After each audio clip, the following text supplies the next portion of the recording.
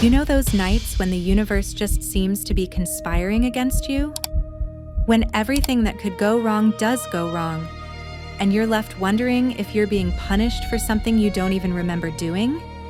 Well, for Elena Davis, that freezing Chicago night in February was supposed to be the worst night of her life. She had no idea it was actually about to become the beginning of everything. Elena was 28 years old, a nursing school dropout working double shifts at a greasy downtown diner just to keep the lights on in her cramped studio apartment. Her son Noah, only 7 years old, was sleeping in the back room because she couldn't afford childcare. The eviction notice had come that morning. Bright red letters, 72 hours to vacate. Signed by some faceless corporation called Kang Global Properties. She'd folded it into her apron pocket and kept pouring coffee, because what else could she do? Cry? She'd run out of tears 3 months ago when her worthless ex-husband Gavin had drained their joint account and disappeared. The diner was nearly empty that night.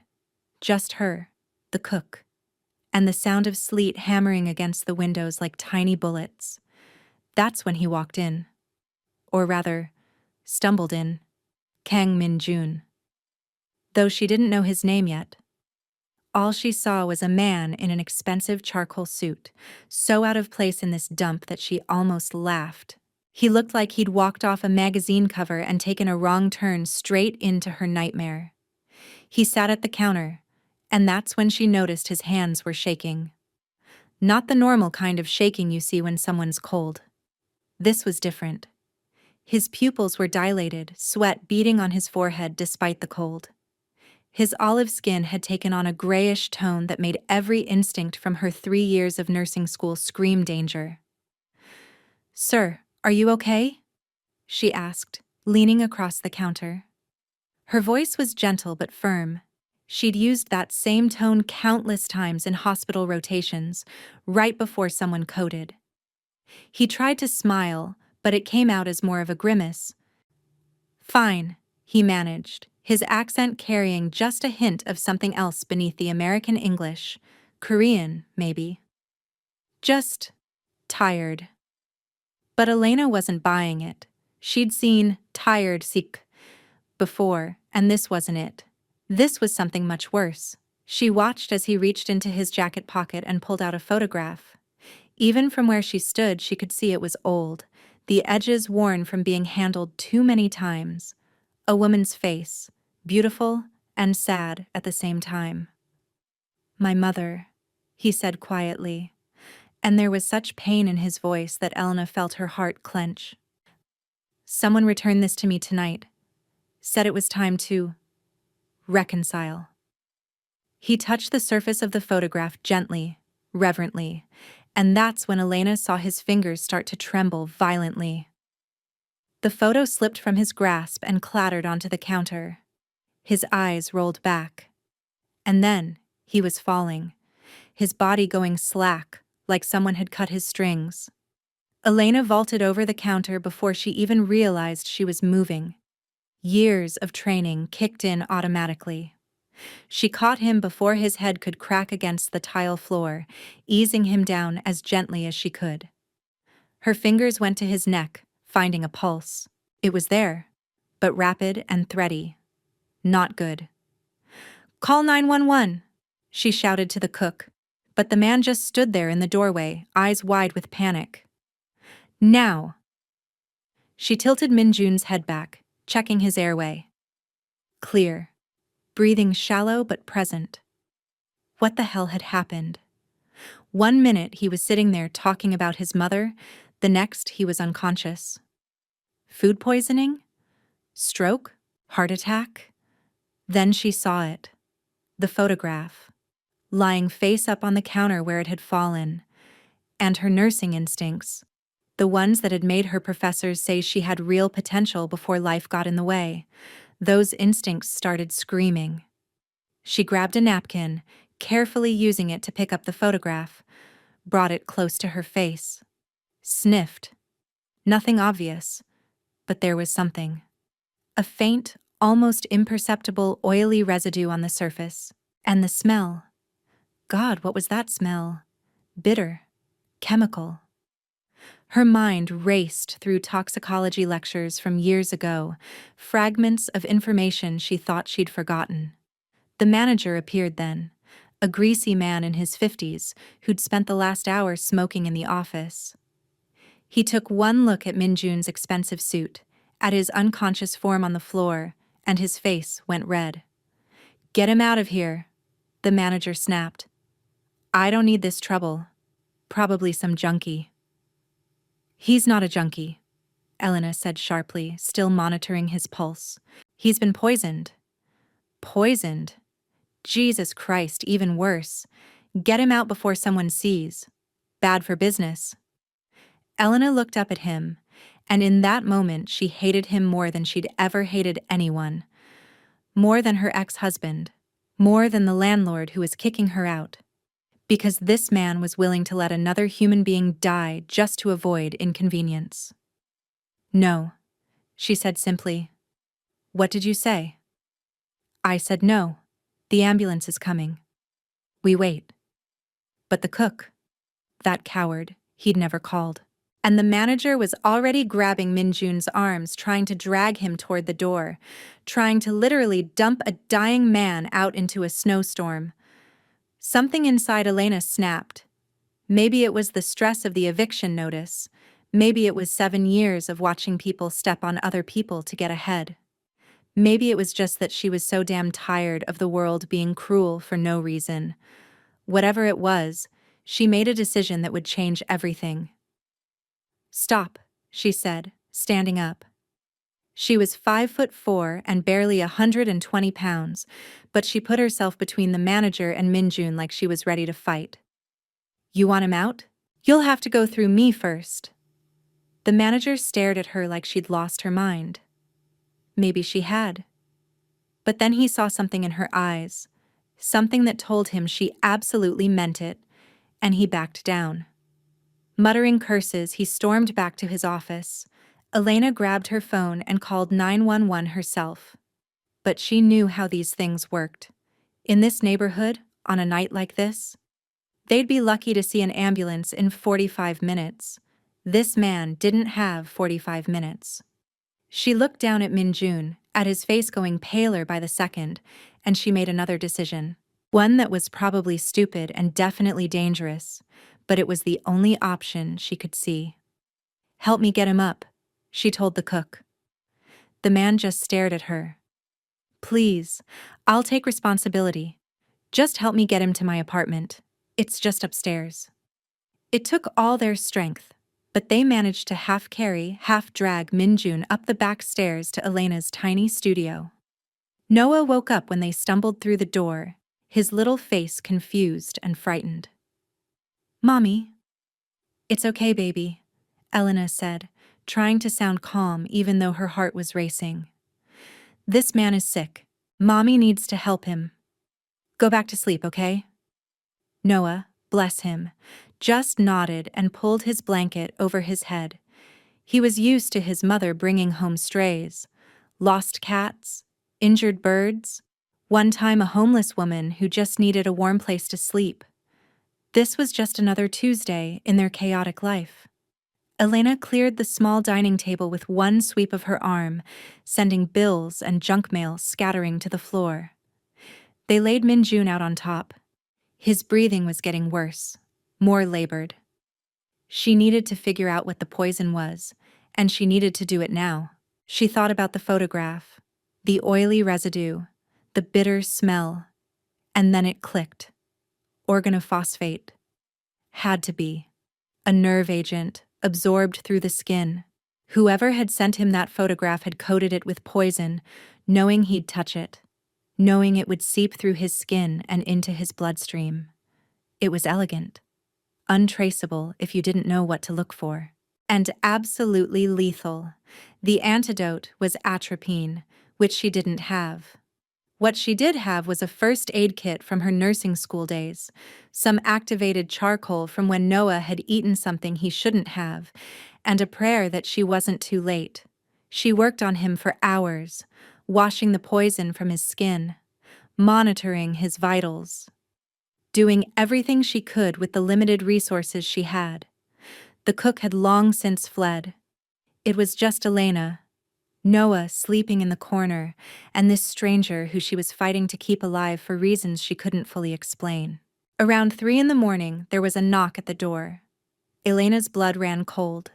She wasn't expecting anyone. She approached cautiously, looking through the peephole. A man stood there. Middle-aged, wearing a white coat. Medical bag in hand. "I'm Dr. Chen," he called through the door. "I was sent to help the patient." Sent by who? But Elena was exhausted, and this man looked legitimate. She opened the door. Dr. Chen walked in with the confidence of someone used to being obeyed. He went straight to Minjun, checked his pulse, examined his eyes. Then he opened his medical bag and pulled out a syringe. "What is that?" Elena asked. "Antidote," he said smoothly. "For organophosphate poisoning. Exactly what he needs." Elena felt relief flood through her. Thank God. Someone who actually knew what they were doing. She started to step back, to give him room to work. But then she saw it. Just a flash, barely noticeable. The label on the syringe. And her blood turned to ice. Potassium chloride. Not an antidote. Not even close. Potassium chloride in a dose that size would stop Minjun's heart in seconds. It would look like he'd simply succumbed to the poison, clean, untraceable. Murder disguised as mercy. "Stop," she said, her voice sharp. Dr. Chen looked up at her, surprised. "Excuse me? That's not atropine, that's potassium chloride." For just a second his mask slipped. She saw calculation in his eyes, saw him weighing options. And then he lunged. Elena didn't think. She grabbed the only thing within reach, a cheap glass vase that held wilted flowers, and swung it with all her strength. It connected with the side of his head with a sound like a watermelon breaking. He went down hard. She stood there, shaking, the broken vase still in her hand. The man who called himself Dr. Chen was unconscious on her floor, blood trickling from his scalp, and Minjun was still dying on her table. "Mommy?" Noah's small voice came from the corner. "Did you hurt the bad man?" "Yes, baby," Elena said, her voice surprisingly steady. "Mommy hurt the bad man. Because the bad man was trying to hurt someone else." She turned back to Minjun. Her hands were steady now, all the fear burned away by pure determination.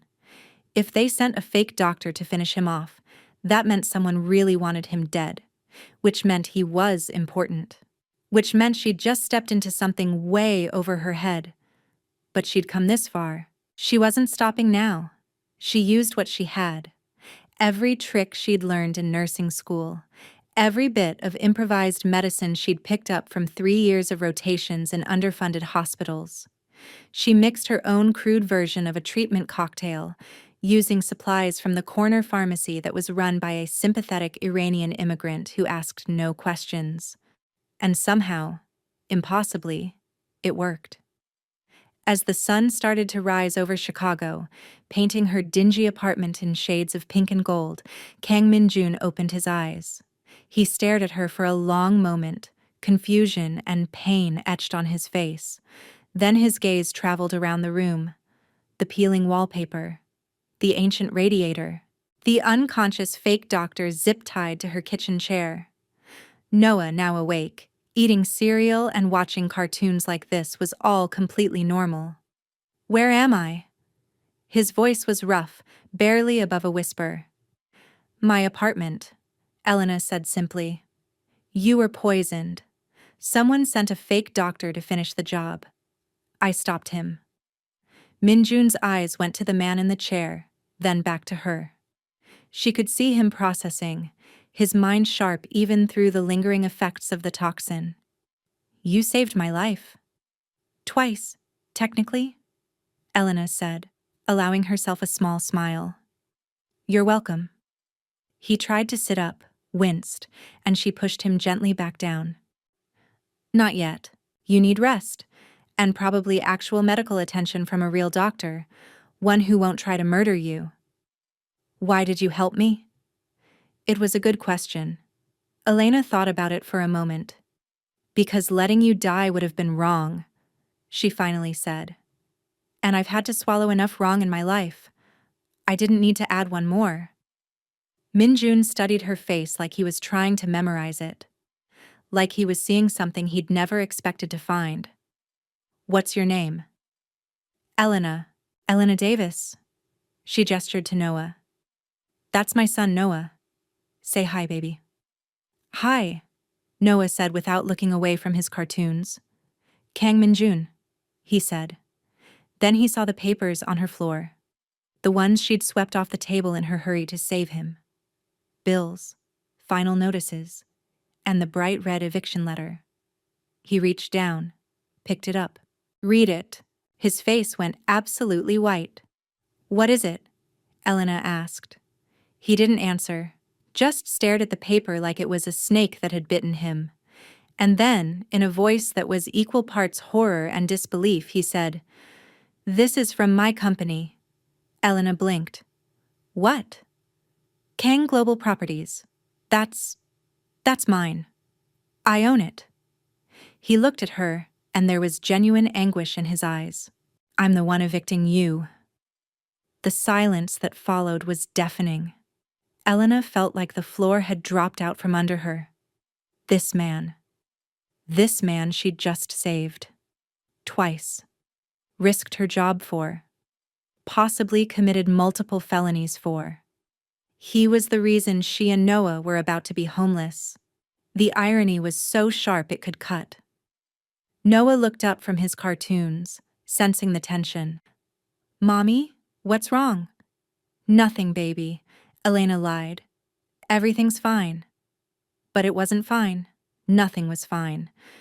And yet, when Minjun slowly, painfully tore that eviction notice into pieces, she felt something shift in the universe, something fundamental and irreversible.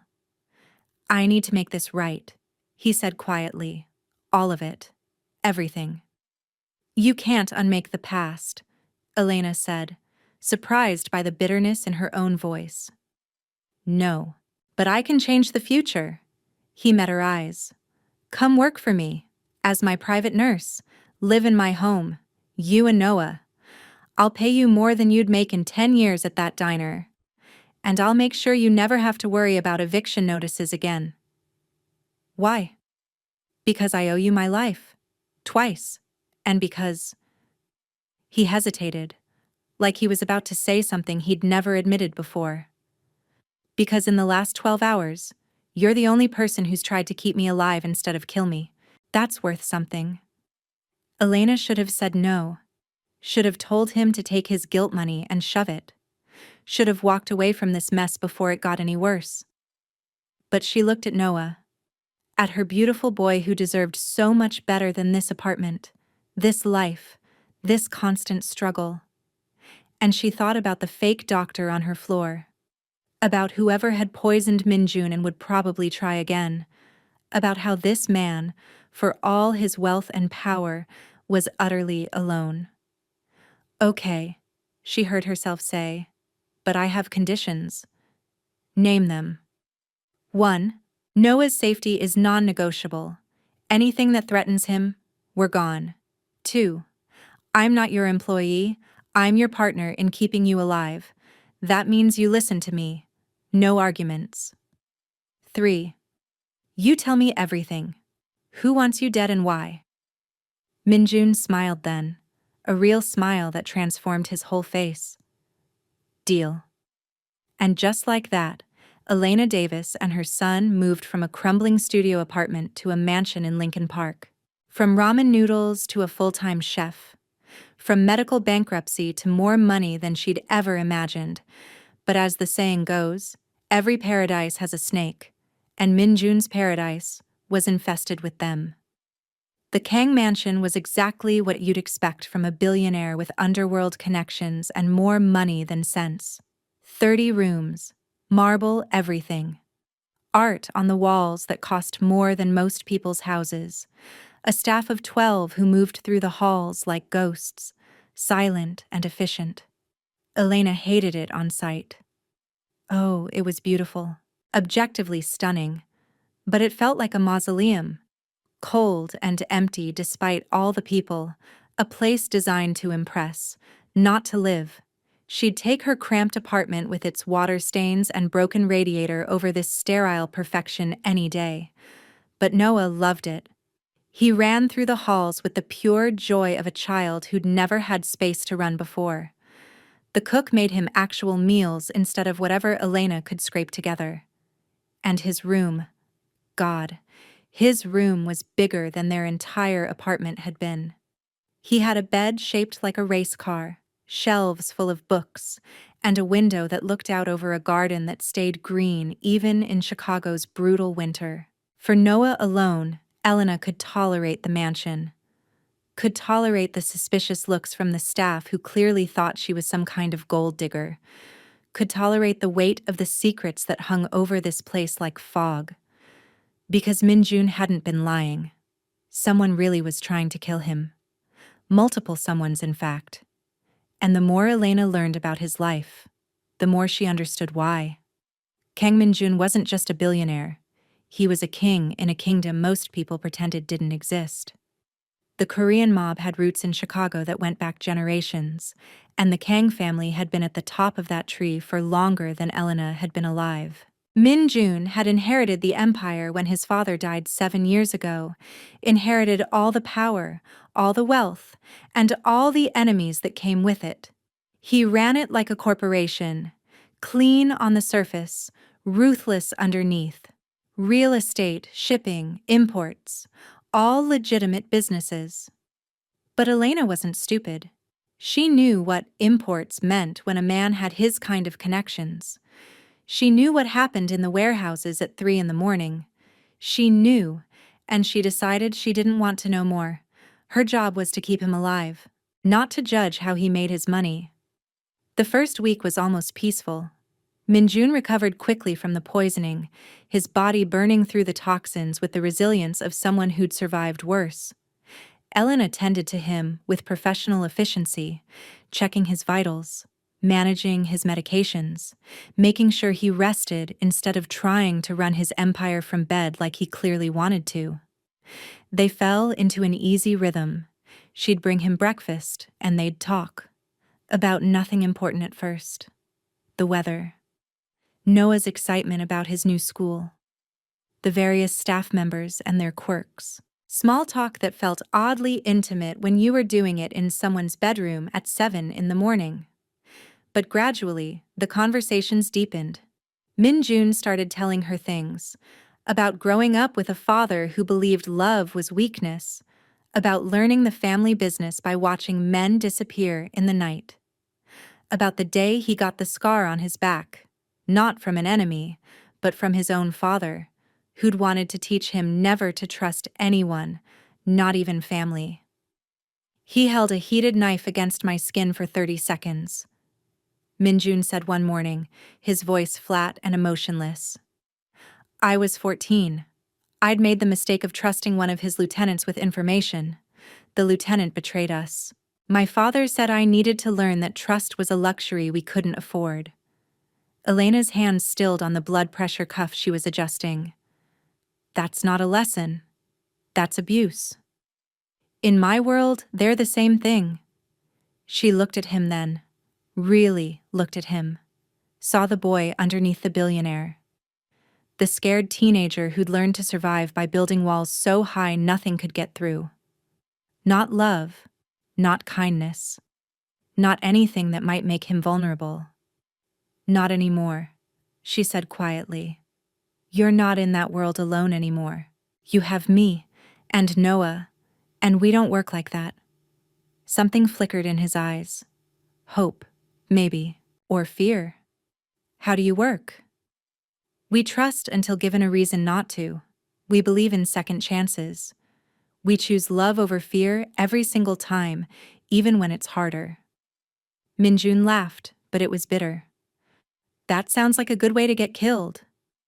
Maybe, Elena admitted, But it's also the only way to actually live.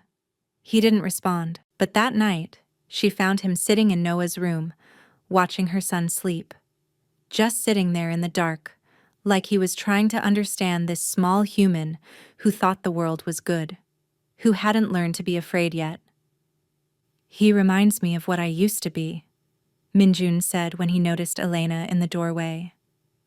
"Before I learned better." "You could learn to be that again," Elena suggested gently. "No. That child is dead. Has been for a long time." He stood up, and in the dim light from the hallway she could see the exhaustion on his face. Not physical exhaustion, soul-deep weariness. "But maybe I can protect Noah from becoming what I am. That would be something at least." It was in that moment that Elena realized she was starting to care about him, not just as a patient, not just as the man who'd given her and Noah a home, but as a person. A deeply damaged, utterly lost person who was trying so hard to be better than what he'd been raised to be. That should have been her first warning. Don't get emotionally involved. It was the cardinal rule of caregiving, but Elena had never been good at following rules. The second warning came 2 weeks into their new living arrangement. Minjun had started physical therapy to rebuild his strength after the poisoning, and Elena was supervising his sessions. Today, it was massage therapy to work out the knots in his shoulders and back from years of stress and violence. He was lying face down on the table, and Elena's hands moved in practice circles over his muscles. Professional, clinical, nothing inappropriate. And then her fingers found the scar. The one his father had given him.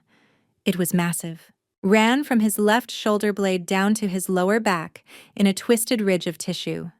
She'd seen it before, of course, had worked around it during his recovery, but she'd never touched it directly, never traced its length with her fingertips, and felt the full horror of what had been done to a 14-year-old child. "Does it hurt?" she asked softly. "Not physically. Not anymore." "But in other ways?" Minjun was quiet for a long moment. Then, "Every time I see it, I remember the lesson. Don't trust. Don't love. Don't let anyone close enough to hurt you." Elena's heart broke for him. For the boy he'd been.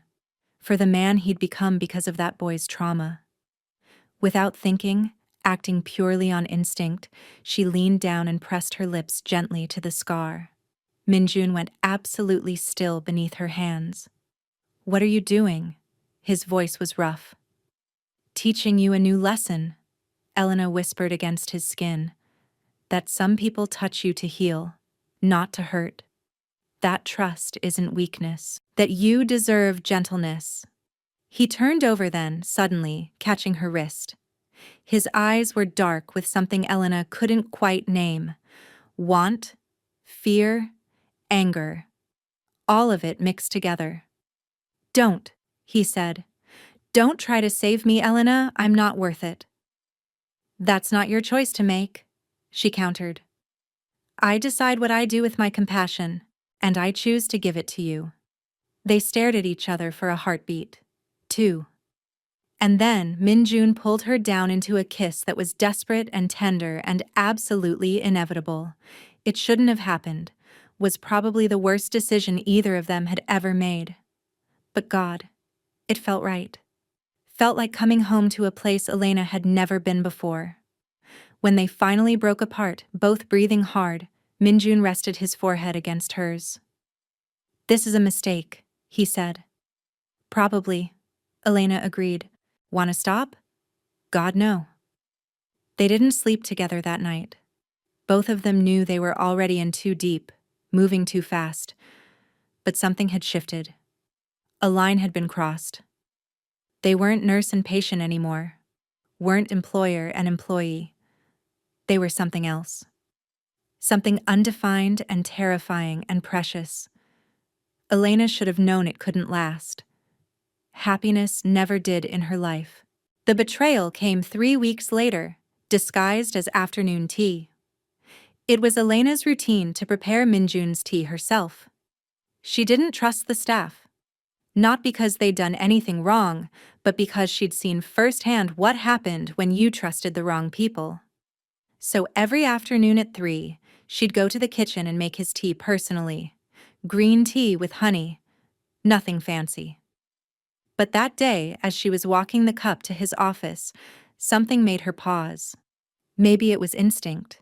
Maybe it was the years of medical training that had taught her to notice when something was off. Whatever it was, she stopped in the hallway and brought the teacup close to her face, sniffed it, and there it was. Faint, barely detectable under the smell of green tea and honey, but definitely there. Bitter almonds, cyanide. Elena's blood ran cold. Someone in this house was trying to poison Minjun. Someone who had access to his private kitchen. Someone he trusted. She stormed back to the kitchen, the teacup held carefully in front of her. The staff scattered when they saw her face, all except one person, Mrs. Pak, the head housekeeper. A woman in her 60s who'd been with the Kang family for over 20 years, who'd helped raise Minjun after his mother died, who was, by all accounts, utterly devoted to him. She was washing dishes when Elena walked in, her movements calm and methodical. "Mrs. Pak," Elena said, her voice deadly quiet. "What did you put in this tea?" The old woman didn't even look up. "I don't know what you mean, Miss Davis." "Really? Because I can smell cyanide. And you're the only one who was in the kitchen when I made this tea. So either you poisoned it, or you saw who did and didn't say anything. Either way, you're complicit." Finally, Mrs. Pak looked at her, and the hatred in her eyes was so pure, so intense, that Elena actually took a step back. "You think you're so smart," the housekeeper spat, "coming into this house with your child and your pretty face, seducing him, making him weak." "I haven't seduced anyone," Elena said evenly. "And even if I had, that's not a reason to commit murder." "You don't understand anything." Mrs. Pak's hands were shaking now, rage making her voice tremble. "He was supposed to marry Director Han's daughter, unite the families, bring peace. But then you showed up, and he can't see anything but you. You're ruining everything." "Director Han?" Elena repeated, her mind racing, "the one who sent the poisoned photograph. He's doing what's best for all of us. Minjun has become weak, soft. He needs to be reminded of who he is, what he is." "And you agreed to help kill him for that? The boy you helped raise?" Mrs. Pak's mask cracked then. Elena saw guilt flicker across her face. It was just supposed to make him sick. Not kill him. Just sick enough that he'd need Director Han's help. Sick enough to remember that he can't trust outsiders. "But you've been poisoning him for months, haven't you?" Elena's voice was ice now. "Small doses. Building up in his system, making him tired, weak, irritable. I thought it was stress. But it was you. All along." The silence that followed was answer enough. Elena felt rage unlike anything she'd ever experienced. This woman who Minjun had trusted, who he'd considered family, had been slowly killing him for months. All because some crime boss wanted to maintain his alliance through a forced marriage. "Minjun needs to know," Elena said. "He'll never believe you over me. Want to bet?" She was wrong, of course. Mrs. Pak was wrong about everything, because when Elena showed Minjun the poisoned tea, when she explained what she'd discovered, he believed her instantly, completely, no hesitation. And that destroyed him in a way the poison never could. 20 years, he said, staring at Mrs. Pak like he'd never seen her before. "You've been with this family for 20 years. You held me when my mother died. You were at my father's funeral. You were the one person I thought—" His voice broke. "The one person." "I did it for you," Mrs. Pak said, but there were tears streaming down her face now. "To protect you. To keep you from making a mistake that would destroy everything your father built."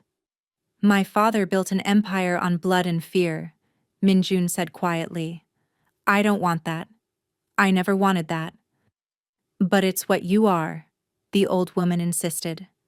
You can't escape it. Director Han knows that. I know that. The only one who doesn't is you. Minjun looked at her for a long moment. Then he said, Get out. Pack your things and be gone in an hour. If I ever see you again, I won't be responsible for what happens. Mrs. Pak opened her mouth to argue, then saw something in his face that made her close it again. She bowed, a gesture of respect that felt like mockery now, and left. After she was gone, Elena watched Minjun slowly sink into a chair. He looked utterly shattered. She wanted to comfort him, to tell him it would be okay. But she'd learned enough about him to know he wouldn't accept comfort right now. He needed to process this betrayal in his own way. You were right, he finally said. What you said about trust being a luxury I couldn't afford. Maybe my father was right all along. No, Elena said firmly. Your father was wrong. Mrs. Pak was wrong. Being betrayed doesn't mean you should stop trusting. It just means you trusted the wrong person. And how do I tell the difference? You trust people who prove themselves worthy. People who choose you even when it's hard. People who... She stopped, realizing what she was about to say. People who what? Minjun looked at her. People who love you. Elena finished quietly. Real love doesn't betray, doesn't poison, doesn't hurt for its own gain. And you think you love me? There was something fragile in his voice, hopeful and terrified in equal measure. I think I'm starting to, Elena admitted. Which is probably the stupidest thing I've ever done, considering the circumstances. But yes, I think I'm falling in love with you. Minjun crossed the room in 3 strides and kissed her like she was oxygen and he'd been drowning. When they finally broke apart, he said, I don't know how to do this. Love, trust, normal. Neither do I, Elena said with a shaky laugh. We'll figure it out together. That should have been their happy ending. Or at least, a happy middle. But life doesn't work that way. Because while they were dealing with the betrayal inside the mansion, a much worse crisis was brewing outside. It started with Noah's asthma attack. Elena had been managing his condition for years, knew the warning signs, knew when to use the rescue inhaler, when to step it up to the nebulizer, when to head to the emergency room. She'd gotten good at keeping him stable with the right medications and careful monitoring. But that night, nothing was working. Noah was sitting on the edge of his race car bed struggling to breathe. The rescue inhaler should have helped, should have opened up his airways and let him breathe easier, but he was getting worse. Gasping, lips tingling blue around the edges. Elena grabbed the nebulizer, set it up with shaking hands, put the mask over Noah's face, and watched in horror as it did absolutely nothing. Minjun? She screamed, her voice carrying through the mansion. Call 911, now! He appeared in seconds, phone all ready to his ear. While he talked to the dispatcher, Elena cradled Noah in her arms, trying to calm him even as terror clawed at her throat. Breathe, baby, she whispered. Just breathe. You're okay. You're going to be okay. But she could feel how hard his little heart was working. Could hear the wheeze in his chest that sounded like a freight train. Could see the fear in his eyes. The ambulance arrived in 6 minutes. 6 minutes that felt like 6 hours.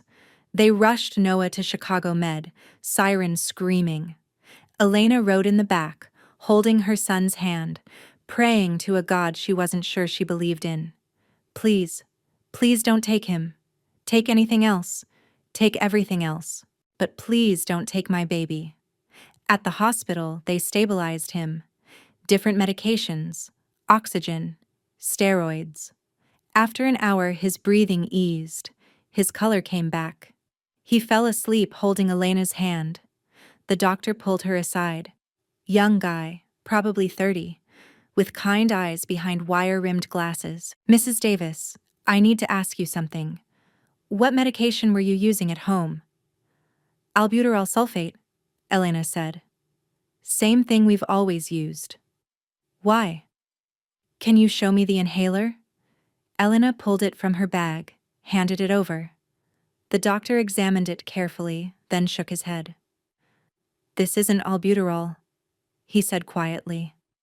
"I mean, the packaging says it is. But the medication inside? It's been diluted. Cut with saline, probably. It has maybe 20% of the active ingredient it should have." Elena felt the floor drop out from under her. "What? That's impossible. I get his medications from the same pharmacy we've been using for years. They wouldn't—" "I'm not saying your pharmacy did this, but someone did. This kind of medication tampering? It's been happening a lot lately. There's a shortage of asthma medications because one of the major manufacturers had quality control issues. The shortage has driven prices up. And when prices go up, criminals see opportunity." "Someone's diluting asthma medication?" Elena could barely process it. "To make more money?" "Exactly. They buy the real stuff, cut it, repackage it, sell it as legitimate. They make triple the profit. And kids like Noah pay the price." Elena wanted to vomit, wanted to scream, wanted to hunt down whoever had done this and make them suffer. Her hands were shaking with rage. "Who's responsible?" she asked, her voice deadly calm. "We don't know for sure. But the DEA is investigating. The trail leads to several pharmaceutical distributors. One in particular." "Which one?" Minjun's voice came from behind them. Elena hadn't even heard him approach. The doctor looked uncomfortable. "I really shouldn't say." "Doctor," Minjun said, and there was steel in his voice. "That woman saved my life. Her son is lying in a hospital bed because someone decided his life was worth less than their profit margin. Tell us who's doing this." The doctor hesitated. Then, quietly, "Hansen Medical Supplies. They're the largest distributor of respiratory medications in the Midwest. The DEA thinks they've been running the scam for at least 6 months. Hundreds of kids have ended up in the hospital. 3 have died." Hansen Medical. Elena didn't recognize the name, but Minjun did. She saw his face go white. "What?" she demanded. "What is it?" "Hansen is owned by Director Han," Minjun said, his voice hollow. "The same man who poisoned me, the same man who Mrs. Pak was working for. He's not just my enemy in the criminal world. He's a businessman. Legitimate, on the surface. And he's been poisoning children for profit." The rage that filled Elena in that moment was so pure it was almost beautiful.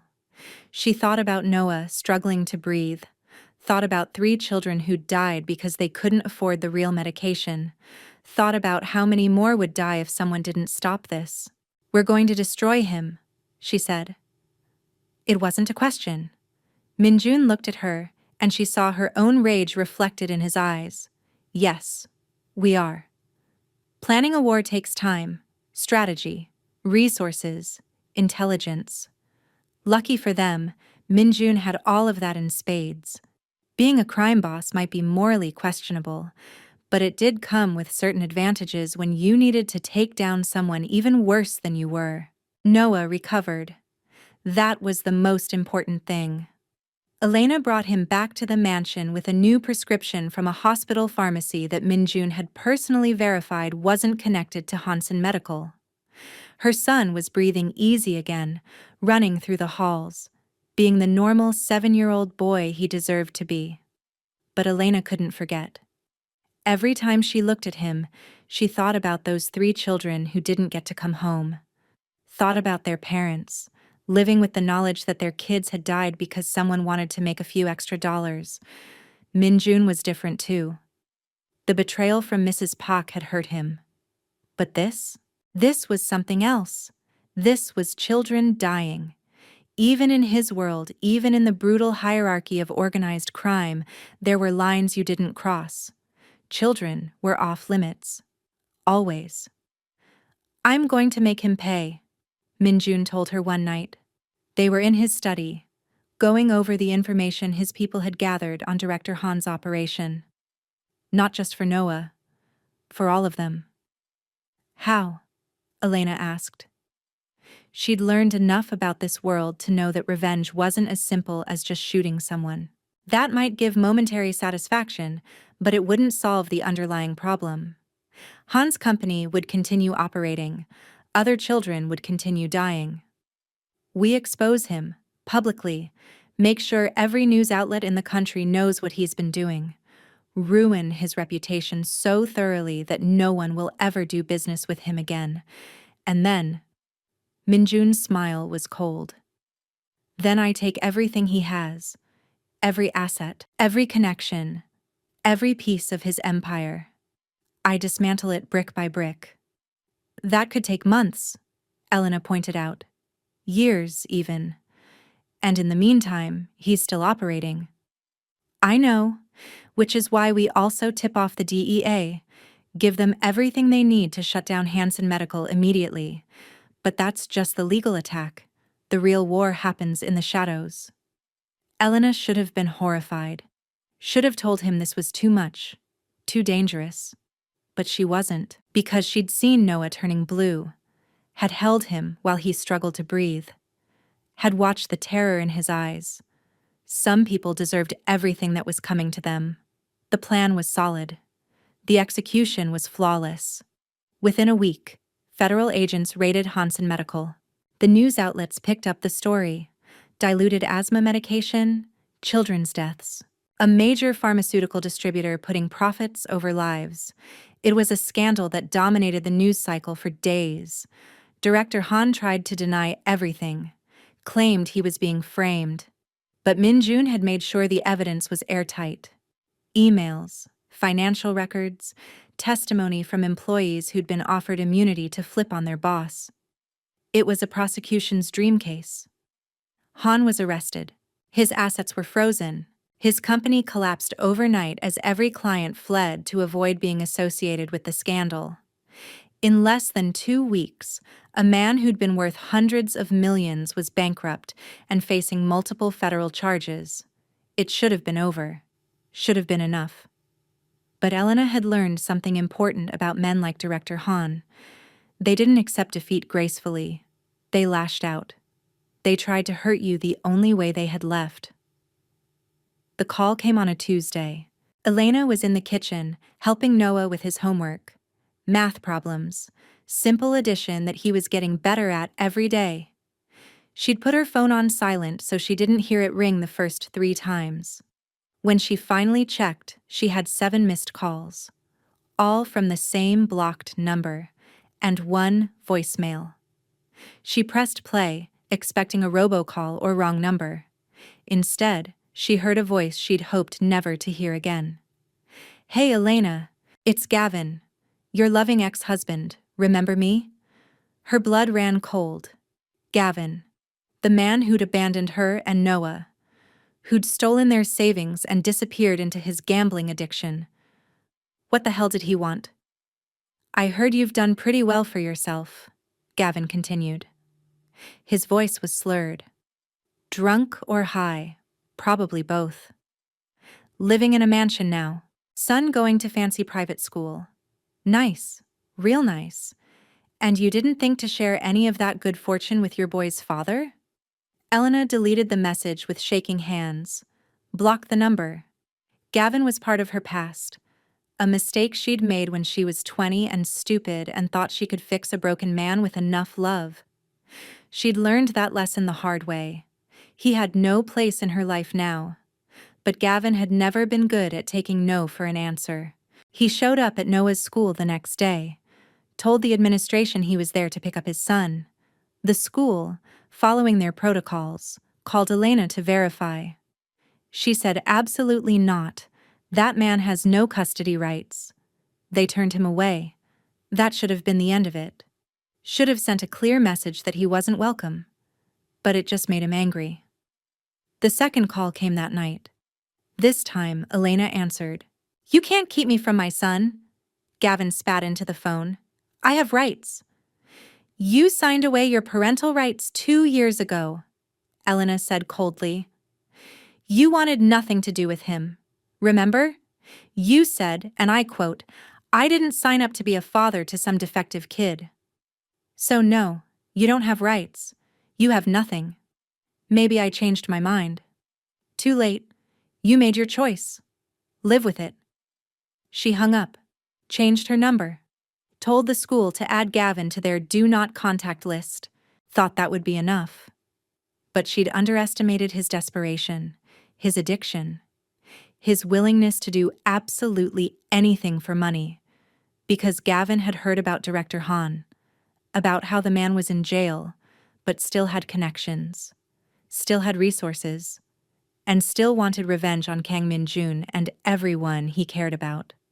When Gavin approached Han's people with a proposition, they listened. And when he told them he could deliver Min-jun's weakness, a 7-year-old boy with asthma, they paid him $50,000 up front. It happened on a Saturday. Noah was at the park with his new bodyguard, a precaution Min-jun had insisted on after the Hansen scandal broke. The bodyguard was good. Former Special Forces, alert and cautious. But he wasn't expecting the threat to come from Noah's own father. Gavin approached casually, just a dad at the park, started talking to the bodyguard, distracting him with questions about Noah's care. And while they talked, one of Han's men grabbed Noah from behind. The bodyguard reacted instantly, drew his weapon, but Han's people had anticipated that. They'd brought leverage. Put the gun down, or we hurt the kid, one of them said, and they had a knife pressed to Noah's throat to prove they meant it. The bodyguard had to make an impossible choice in a split second. Fight and risk Noah getting killed or surrender and hope they'd have another chance. He chose surrender. They zip-tied him to a bench, took Noah, and disappeared into a white van that was gone before anyone could get a license plate. Elena got the call 10 minutes later. The bodyguard, voice shaking with rage and fear and guilt, explaining what had happened. She dropped her phone. Her legs gave out. She would have fallen if Min-jun hadn't caught her. They took Noah, she managed to say. Gavin and Han's people took my baby. Min-jun's face went absolutely white, then red, then something beyond rage that Elena didn't have words for. He pulled out his phone, started making calls. Within 20 minutes, every resource at his disposal was mobilized, his entire organization. Every connection, every favor owed, every piece of his empire was now focused on one thing: finding Noah. But it was Elena who figured out where they'd taken him. She was sitting in Min-jun's study, trying not to fall apart when she saw it. A file on his desk. Information about Han's properties, warehouses, storage facilities. A whole list of locations that had been seized by the feds. All except one. A warehouse on the south side that was technically owned by a shell company. Not worth seizing yet because it was just an empty building. No assets inside. Perfect place to hide a kidnapped child. There, Elena said, pointing to the address. That's where they are. I know it. How can you be sure? Min-jun asked. Because if I were Han, that's where I'd go. Somewhere that's already slipped through the cracks. Somewhere the feds aren't watching yet. Somewhere you could make a final stand. Min-jun looked at her, and she saw respect in his eyes. You're probably right, but we can't just storm in. They're expecting that. They'll kill him if we come in guns blazing. So we don't, Elena said. A plan was forming in her head. Crazy. Probably impossible. But it was all she had. We go in smart.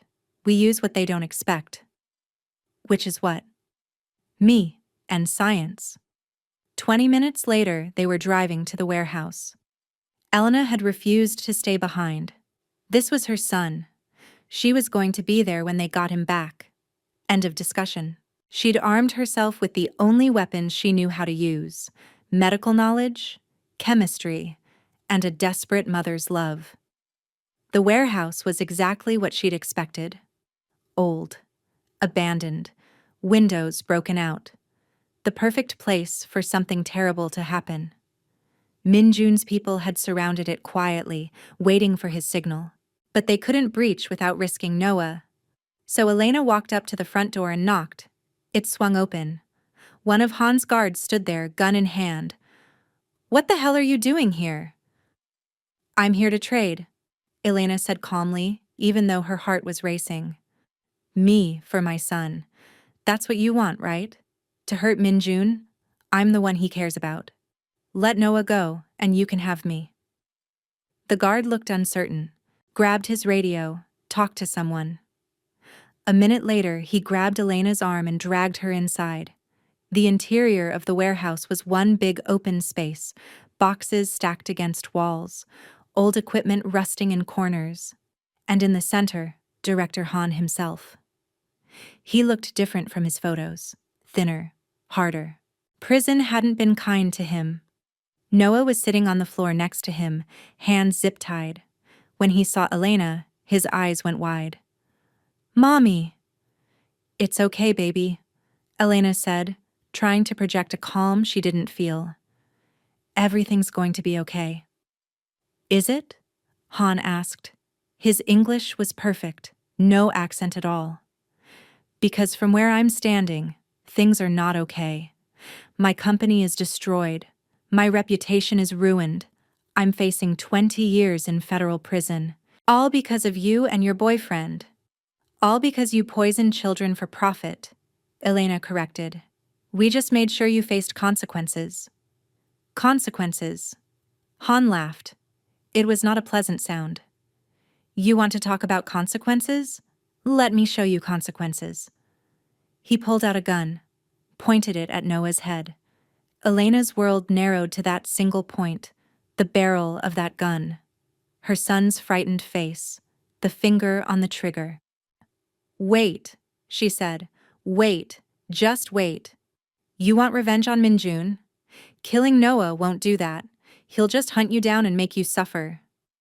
But if you hurt me, if you make him watch someone he loves die, that's real revenge. That's the kind of pain that never heals." Han considered this. "You're right," he said slowly. "But why would I trust you?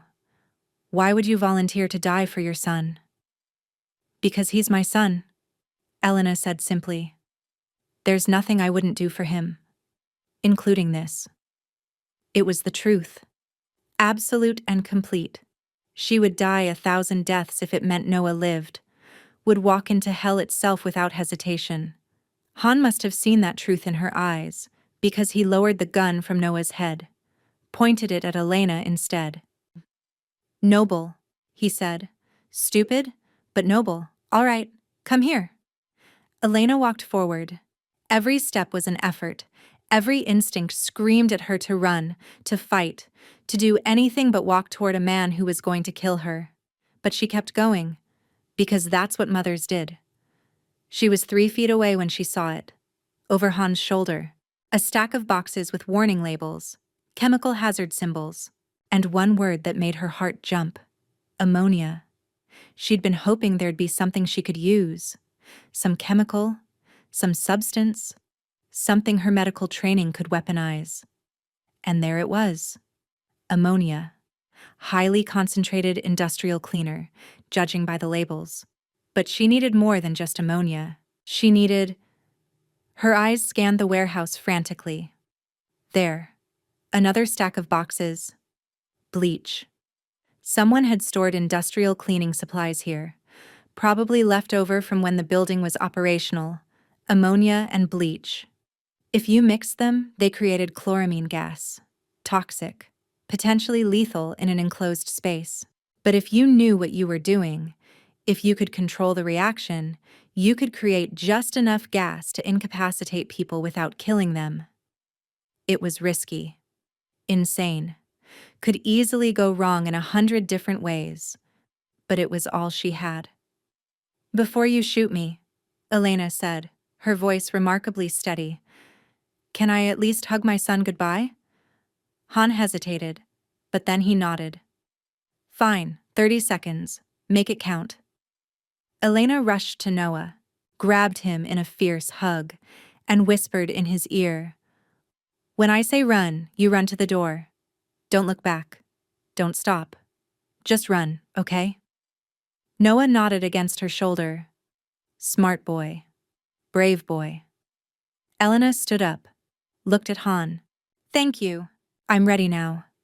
He raised the gun again. But Elena was already moving. She grabbed one of the boxes of ammonia, ripped it open, and threw the contents toward the bleach boxes. Then she kicked over a whole stack of bleach bottles. The reaction was instantaneous. The two chemicals mixed, and a cloud of greenish gas started billowing out. Run! Elena screamed at Noah. He did. Bolted for the door like his life depended on it, because it did. The guards started coughing immediately. Chloramine gas burns the lungs, the eyes, the throat. It's intensely painful and disorienting. They stumbled away from the expanding cloud, trying to get to fresh air. Han fired. The bullet went wide, his aim thrown off by the gas. He fired again. Missed again. Elena had grabbed Noah's oxygen mask from her bag. She always carried it, just in case, and pressed it over her own face. It wouldn't filter the chloramine completely, but it would give her a few extra seconds. She ran for the boxes, grabbed Noah before he could get to the door, and pulled him down behind a stack of crates. Put the oxygen mask over his face. Breathe, she whispered. Just breathe. Help is coming. And it was. Because Min-jun had been listening through the wire Elena had hidden in her jacket. The second he heard gunfire, he'd given the signal. His people breached the warehouse from 3 different directions simultaneously. They had gas masks. Were prepared for exactly this kind of chemical hazard because Min-jun had guessed Elena would pull something crazy. They moved through the chloramine cloud like ghosts, taking down Han's guards one by one. Min-jun found Elena and Noah behind the crates, scooped them both up, carried them out into the fresh air where ambulances were already waiting. You're insane, he said, but he was smiling. Actually smiling. That was the most reckless, dangerous, brilliant thing I've ever seen. I learned from the best, Elena said weakly. The chloramine had gotten to her a little bit. Her throat burned. Her eyes watered. But she was alive. Noah was alive. That's all that mattered. They arrested Han and his men. Gavin too. Conspiracy to kidnap. Attempted murder. A dozen other charges that would keep all of them locked up for decades. It was finally over, but the aftermath was harder than the crisis itself. Noah had nightmares for weeks. Would wake up screaming, convinced the bad men were coming back. Elena held him through every one, whispered that he was safe, that the bad men were gone forever. And she had her own demons to face. The realization of what she'd almost lost, what she'd been willing to sacrifice. The knowledge that loving someone meant accepting you could lose them at any moment. Min-jun understood. He had the same demons, had faced the possibility of losing the only 2 people in the world he cared about. It changed. You know those nights when the universe just seems to be conspiring against you? When everything that could go wrong does go wrong, and you're left wondering if you're being punished for something you don't even remember doing? Well, for Elena Davis, that freezing Chicago night in February was supposed to be the worst night of her life. She had no idea it was actually about to become the beginning of everything. Elena was 28 years old, a nursing school dropout working double shifts at a greasy downtown diner just to keep the lights on in her cramped studio apartment. Her son Noah, only 7 years old, was sleeping in the back room because she couldn't afford childcare. The eviction notice had come that morning. Bright red letters. 72 hours to vacate. Signed by some faceless corporation called Kang Global Properties. She'd folded it into her apron pocket and kept pouring coffee, Because what else could she do? Cry? She'd run out of tears 3 months ago when her worthless ex-husband Gavin had drained their joint account and disappeared. The diner was nearly empty that night. Just her, the cook, and the sound of sleet hammering against the windows like tiny bullets. That's when he walked in. Or rather, stumbled in. Kang Min-jun. Though she didn't know his name yet. All she saw was a man in an expensive charcoal suit, so out of place in this dump that she almost laughed. He looked like he'd walked off a magazine cover and taken a wrong turn straight into her nightmare. He sat at the counter, and that's when she noticed his hands were shaking. Not the normal kind of shaking you see when someone's cold. This was different. His pupils were dilated, sweat beading on his forehead despite the cold. His olive skin had taken on a grayish tone that made every instinct from her 3 years of nursing school scream danger. "Sir, are you okay?" she asked, leaning across the counter. Her voice was gentle but firm. She'd used that same tone countless times in hospital rotations, right before someone coded. He tried to smile, but it came out as more of a grimace.